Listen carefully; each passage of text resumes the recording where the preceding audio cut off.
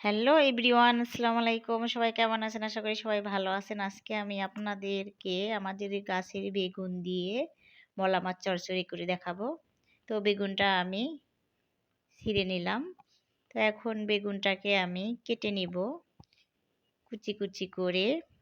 মাছগুলো ধুয়ে নিয়েছি আমি। তো আমি যে নিয়মে এই মলা মাছগুলো চচ্চড়ি করব, খুব ভালো হবে। তো এই তো আমি কেটে নিয়েছি। তো এখন আমি দিয়ে দিচ্ছি তেলের মধ্যে পেঁয়াজ মরিচ। তো এগুলোকে একটু আমি ভেজে নিব।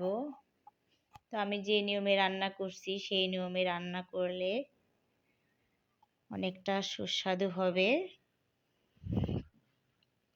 তো হলুদ অন্যান্য মশলা দিয়ে দিলাম। তো এখন বেগুনগুলোকে দিয়ে দিচ্ছি।